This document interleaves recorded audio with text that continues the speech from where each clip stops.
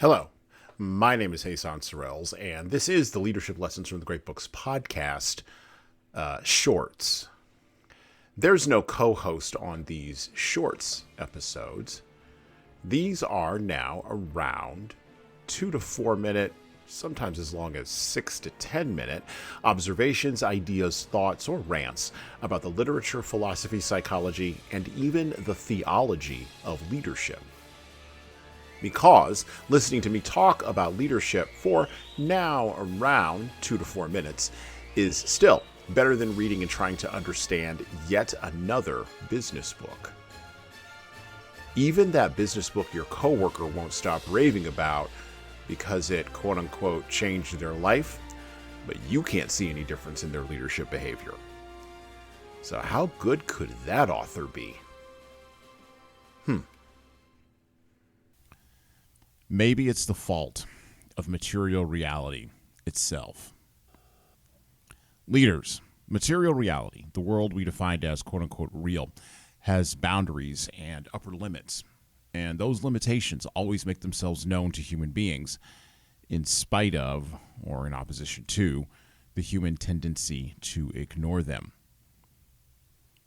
The internet has convinced many of us in our postmodern era, along with the seeming reality of intelligent technology known as social media, that material reality can be successfully abrogated in favor of whatever fantasies we have populating our overly fertile minds. Which leads us to this question: leaders, what is work for? This seemingly simple question comes with a seemingly simple answer.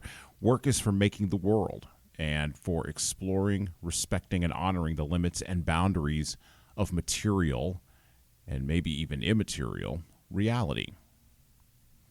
A less esoteric and philosophical level of answering this question would be this: human beings in the West do work to get paid money, or to create capital or earn revenue, to buy other goods and services that other people have created through work, in order to explore, respect, and honor the limits and boundaries of, well, reality.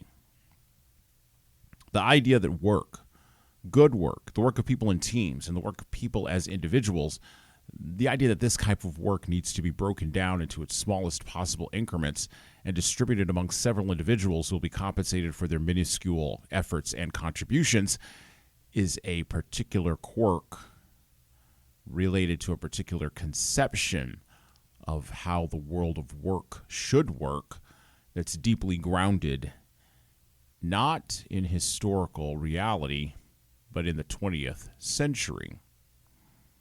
By the way, good work can be segregated, and should be, from excellent high-quality work and craftsmanship, but it should also be segregated from mediocre work, which in our time is mere slop.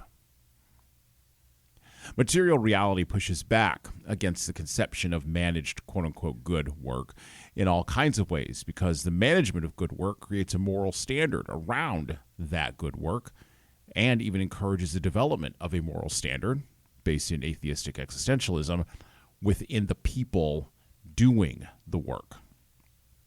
This moral standard, untethered from the boundaries of material reality itself, with all of its hard and cold boundaries, shifts and moves in a deeply dynamic society and a culture that has divorced itself from the cornerstone book of Western civilization. What can leaders do about all this? Well, the first thing to do, and how leaders have to do this at a deeply personal and even individual level, the first thing to do is acknowledge and interact with material reality by taking on work, mediocre, good, or excellent, it doesn't matter what type of work it is, as an antidote to the shimmering fantasy world presented by intellectual technology. By the way, this work should be in the material world. It should be work done with your physical hands. Now, maybe that's a really hard ask, and maybe that will require you to sacrifice something you value as a leader more than you've ever valued the work, or even yourself.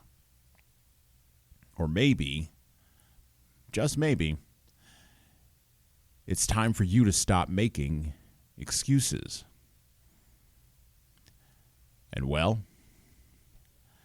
that's it for me. Thank you for listening to the Leadership Lessons from the Great Books podcast today.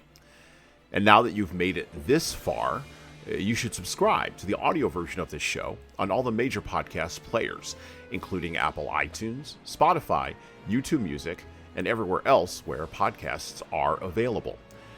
There's also a video version of our podcast on our YouTube channel.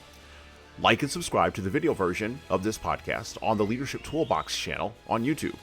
Just search for Leadership Toolbox and hit the subscribe button there on YouTube.